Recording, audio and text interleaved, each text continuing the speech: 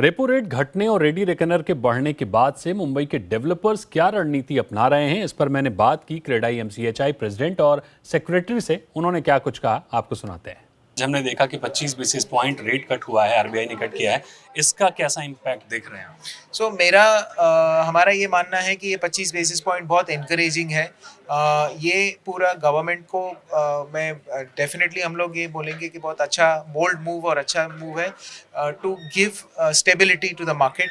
आज मार्केट में अगर ये प्राइसेस कम होता है तो इन्फ्लेशन पे भी असर होता है, तो वो कम होगा।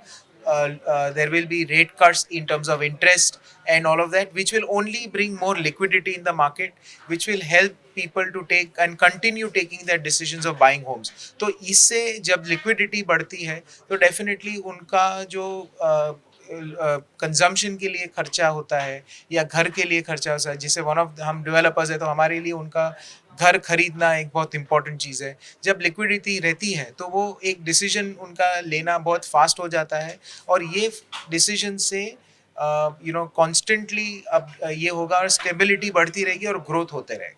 डोमिनिक सर, आपसे मेरा सवाल ये होगा, दो बड़े इवेंट हुए मुंबई में। पहली बात रेडी रेकनर रेट बढ़ा, दूसरी बात प्रॉपर्टी टैक्स भी बढ़ा, और आपने जिक्र किया था कि रीडेवलपमेंट पर इसका इम्पैक्ट पड़ेगा। और प्रॉब्लम कहाँ है? देखो दीपक जी, मैंने ये कहा कि रेडी रेकनर रेट से नहीं बढ़ने वाली है। मेरा बात एकदम क्लियर था कि रेडी रेकनर के कारण रीडेवलपमेंट में कोई दिक्कत नहीं आएगी। कोई 4-5% है, कुछ बड़ी बात नहीं। सो सबसे बड़ी बात है जो स्कीम्स जैसे 33(9) कर रहे, स्लम कर रहे, उसमें कंस्ट्रक्शन कॉस्ट बढ़ी नहीं है।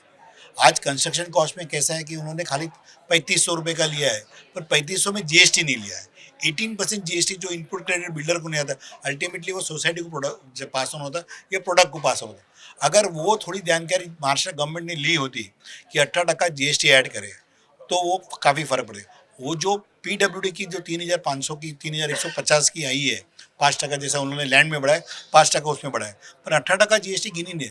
और वो पीडब्ल्यूडी की जो है वो 7 माले की बिल्डिंग के लिए आज जो रीडेवलपमेंट हो रही है वो 120 मीटर हो रही है, 240 मीटर हो रही है, तो उसकी कॉस्ट और बढ़ती है।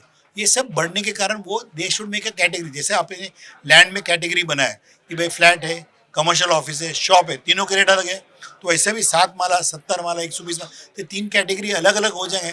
तो उसकी जो बात है कि वो सोसाइटी को काफ़ी फायदेमंद होंगे और उनको लैंड टू रेशो रहता है इसका कन्वर्जन, तो एलसी रेशो में उनको मालूम पड़ेगा, एलआर रेशो बोलते हैं उसको, तो रेशो में ऑटोमेटिकली उनका एरिया ज़्यादा बढ़ेगा। इसके अलावा और क्या चैलेंजेस हैं अभी रीडेवलपमेंट में? ऑनेस्टली रीडेवलपमेंट चैलेंजेस कुछ नहीं, सोसाइटी एक साथ जुड़ी है और समझदारी से काम करे। जैसा मैंने बहुत सीधे रीत से कहा कि भाई आपको क्या चाहिए, वो अगर नक्की हो जाता फिर वो ज़्यादा दे रहा तो मैं उसके पास जाऊँ, वो होना नहीं चाहिए। एकदम साफ भाषा में बोल रहा हूँ। सबसे बड़ा एक चैलेंज जो हमें लगता है और हम एज ए डेवलपर्स एसोसिएशन बहुत फाइट कर रहे हैं वो गवर्नमेंट से, वो जीएसटी ऑन सोसाइटी रीडेवलपमेंट। वो ये एक बहुत बड़ी मुद्दा है जो चीज़ को हम टैक्स कर रहे हैं, ऑलरेडी वो घर में रह रहे हैं, उसको हम रीडेवलप करते हैं, उस पर हम जीएसटी भरते हैं। और वो बिकॉज ये सारी जो समस्या है जीएसटी की, वो हम गवर्नमेंट से प्लीड करें क्योंकि इससे खाली कॉस्ट ऑफ द प्रोजेक्ट बढ़ता है और वो कॉस्ट ऑफ प्रोजेक्ट बढ़ने से एज डेवलपर्स हमको जो हमारी जो सेल एरिया होती है उस पर कॉस्ट बढ़ती है। तो ये चीज़ पे हम फाइट कर रहे हैं और वी आर होपिंग कि इस पर कोई रिस्पाइट आएगा। ये लंबी फाइट है आपकी, कई सालों से आप लोग कर रहे हैं।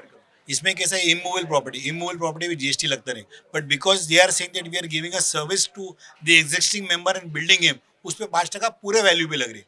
हम तो सर्विस खाली दे रहे कंस्ट्रक्शन कॉस्ट की, तो कम से कम कंस्ट्रक्शन कॉस्ट पे भी ध्यान देवे तो बहुत फर्क पड़ेगा। मेरा वो बात, it is a fix asset, तो इमूवेबल प्रॉपर्टी उस पर जीएसटी लगता ही नहीं है। जाहिर तौर पर जीएसटी की आपकी लंबे समय से लड़ाई है, लेकिन वो जीएसटी काउंसिल के हाथ में है कि वो क्या करती है। बहुत शुक्रिया सर हमसे बात करने के लिए, थैंक यू सो मच।